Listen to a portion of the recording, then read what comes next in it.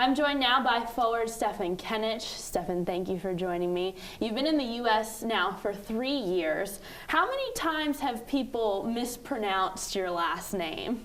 Well, a lot of times, not just my last name, but my first name also. People would call me Stefan, which is not correct. I'm Stefan, and it's also Kenic. But it's fine, I understand it's a little bit difficult for American people to pronounce it. I also struggle with pronouncing some American names, so I understand. What's been the funniest rendition of your name that you've heard? Well, it's probably my freshman year. Our director of basketball operations, he thought for a year and a half that my name is Stefan, and then when he finally realized it's not my name, he was kind of mad at me because I didn't tell him that. So that was the funniest.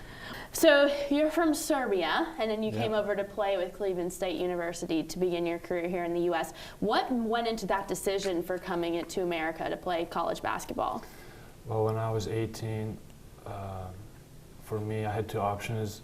First option was to start playing pro basketball, or the second option was to try and go to the United States and play college basketball, get a degree.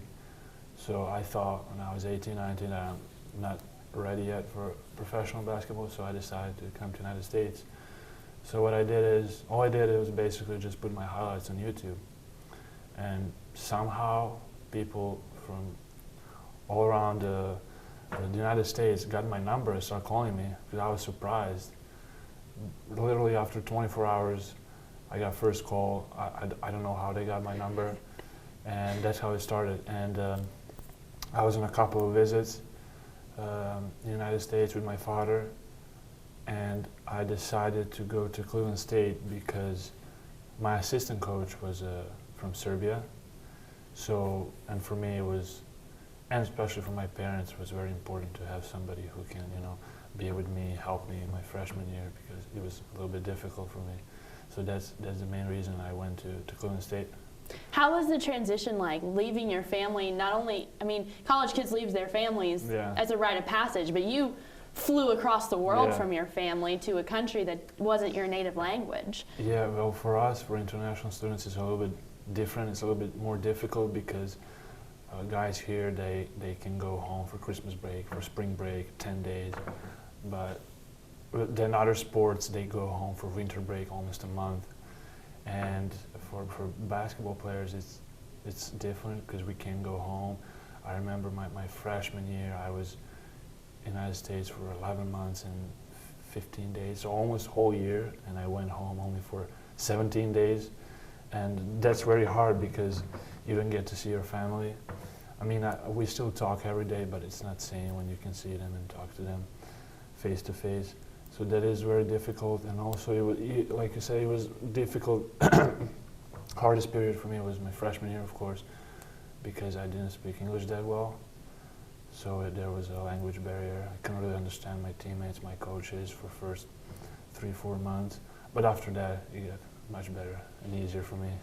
How did you survive those 3-4 months with struggling to understand English? Well, I had my assistant coach from Serbia, so whenever, during the practice, when I don't understand something, I would say, "Hey, coach, can you explain me this? What is this? What is that?" And he really helped me a lot in my freshman year. So that's how I kind of survived first 3 or 4 months until I learned English, Did you have any English training, like growing up in grade school? Because you speak English really well. Thank you. Well, I had English in my school, but that was only for there was only 2 classes per week, and it's very different when teacher speaks in a different accent. And when I came here, I was like, oh, this is totally different. I can't really understand, because I thought that I have solid understanding of English, but then when I came here, I realized, oh, this is different. So, but I think I did a pretty good job, and after 3 or 4 months, I think I was able to totally understand everything. So, after 2 years at Cleveland State, you decided to enter the transfer portal. What went into that decision? Well, we had a tough year, only 10 wins during that season, and some of my teammates were unhappy with our program or whatever, and they decided to transfer. And a little bit after that, we got a new athletic director who decided to fire all our whole coaching staff. And I wasn't happy with that. And I realized, okay, I don't have my coaches, I don't have my teammates. I think I'm going to transfer as well. So I put my name in transfer portal. What made you land in Chattanooga? Well, I had many offers, and it took 3 visits, but I decided to come here because, first of all, because of my teammates. There's a lot of international students. That also helps a lot when you're not from here. Guys are really good. Then our coaches are amazing. Coach Paris, who came from a very good team, Wisconsin. So, and he loves the style of basketball that I love. He loves guys who can shoot, big guys who can shoot. So, those are some of the main reasons I decided to come here. You are one of the 3 big guys that shoot threes a lot, that have successfully excelled this team into being Coach Lamont Paris's most successful season so far since taking over the program. How do you think your threat and Ramon and Matt being shooting threats has helped make this team be successful this year? Yeah, I think it is very difficult for teams to guard us because of our size, but not just that we can, score around the rim. We can also score.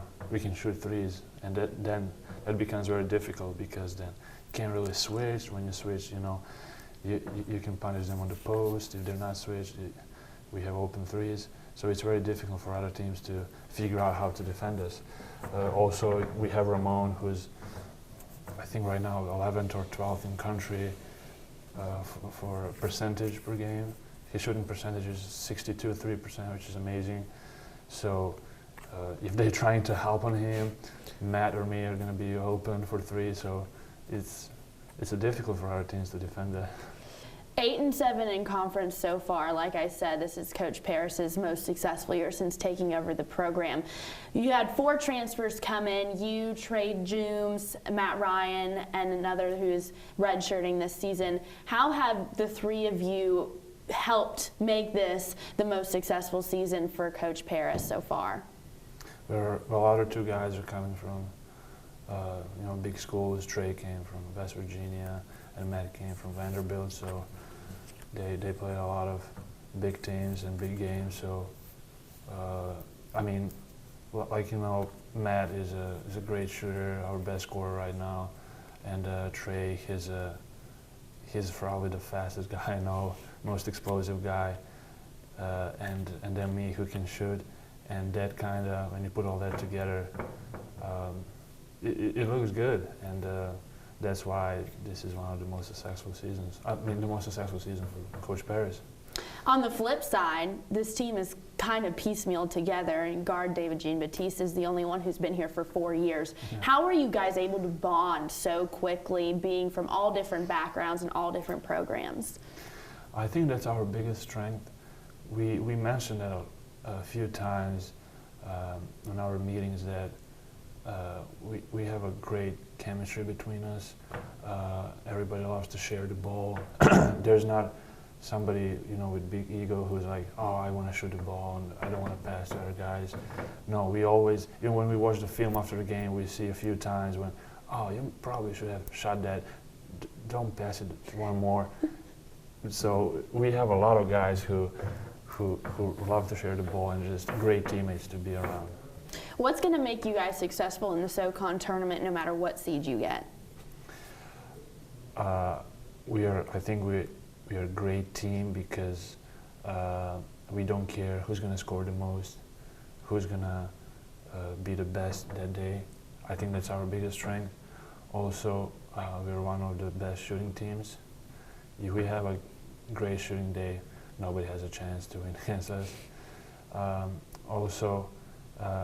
It's a tournament. You never know.